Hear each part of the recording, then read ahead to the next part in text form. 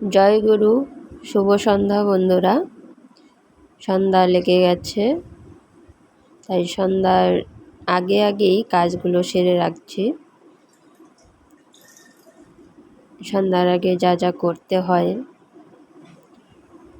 সব কিছু পরিষ্কার করে নিতে হয়, কারণ আমরা যেমন খাওয়ার আগে খাওয়ার জায়গাটা পরিষ্কার করে নিই, শোয়ার আগে শোয়ার বিছানা রেডি করে নিই ঝাড়পোছ দিয়ে, তেমনি সন্ধ্যা দেওয়ার আগে সমস্ত জিনিস রেডি করে নিতে হয়, পরিষ্কার করে নিতে হয়। সব জায়গায় একটু জল ছিটিয়ে দিচ্ছি, কারণ আমরা খেয়ে দিয়ে এইসব জায়গা দিয়ে হাঁটাচলা করি। তাই সন্ধ্যাবেলায় শুভ সন্ধ্যা বলে, যে মহাসন্ধ্যা, ঠাকুর প্রবেশ করে ঘরে, তো সমস্ত জায়গায় জল ছিটিয়ে দিতাম।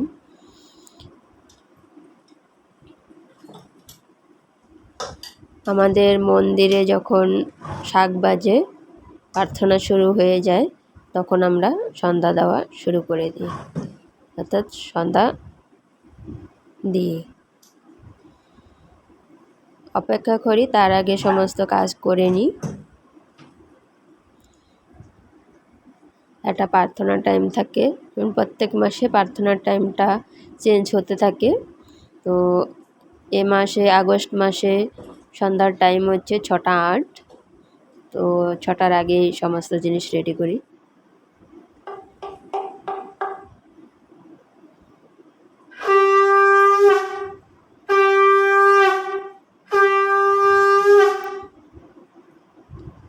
আমার শাক বাজানো হয়ে গেল।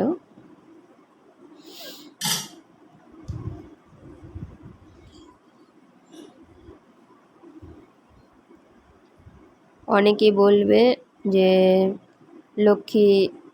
মা লক্ষ্মী কোথায়? তো মা লক্ষ্মীকে তুলে রাখা হয়েছে, একমাত্র লক্ষ্মী পুজোর সময় নামানো হয়। আর আমরা বড় মাকেই লক্ষ্মী হিসাবে পুজো করি। বলে ঠাকুরের মধ্যে যেমন আমাদের সমস্ত দেবদেবতাদেরই আমরা দর্শন করে থাকি, আর বড় মার মধ্যে সব মায়ের শক্তি দেখতে পাই, তাই বড় মাকেই লক্ষ্মী হিসাবে পূজা করা হয়। চলো, আমার সন্ধ্যা দেওয়া হয়ে গেল।